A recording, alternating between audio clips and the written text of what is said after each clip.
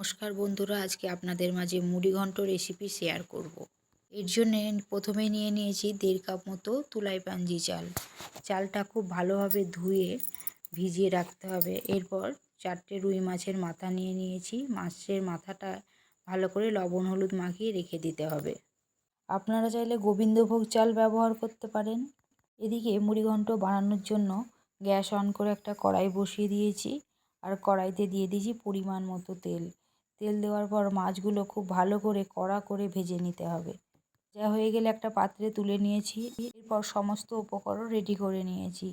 তুলাই পাঞ্জি চাল, কাঁচা লঙ্কা, রসুন, টমেটো, পরিমাণ মতো আলু, পেঁয়াজ সমস্ত কিছু রেডি করে নিয়েছিলাম। আপনারা চাইলে আলু নাও দিতে পারেন।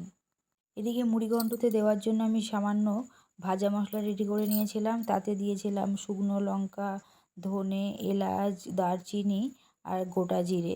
ভালো করে কড়াইতে ভেজে নিয়ে হামাল দিস্তির সাহায্যে গুঁড়ো করে রেখেছিলাম।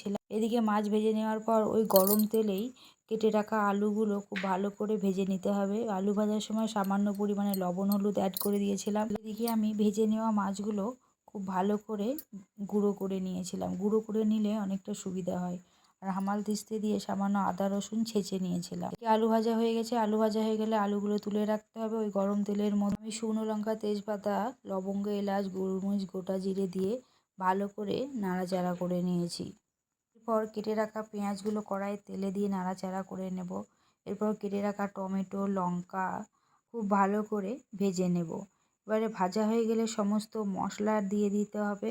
এখানে আমি মশলাতে ব্যবহার করেছি ধনে গুঁড়ো, জিরে গুঁড়ো, সামান্য শুকনো লঙ্কার গুঁড়ো আর ছেঁচে রাখা আদা রসুনটা কড়াইতে দিয়ে খুব ভালো করে কষিয়ে নিতে হবে। কষানো হয়ে গেলে ধুয়ে রাখা তুলাই পাঞ্জি চাল কড়াইতে দিয়ে দিয়েছি। ভালো করে নেড়েচেড়ে নিতে হবে। নাড়াচাড়া করা হয়ে গেলে ভেজে রাখা আলু আর ভেঙে রাখা মাছের মাথা কড়াইতে দিয়ে খুব ভালো করে নাড়াচাড়া করতে হবে। এবারে স্বাদ মতো লবণ আর হলুদ অ্যাড করে দিয়েছি। দেওয়ার পর খুব ভালো করে নাড়াচাড়া করে পরিমাণ মতো জল দিয়ে দিতে হবে। আমি এখানে 1.5 কাপ চাল ব্যবহার করেছি, তাই 3 কাপ জল দিয়েছি।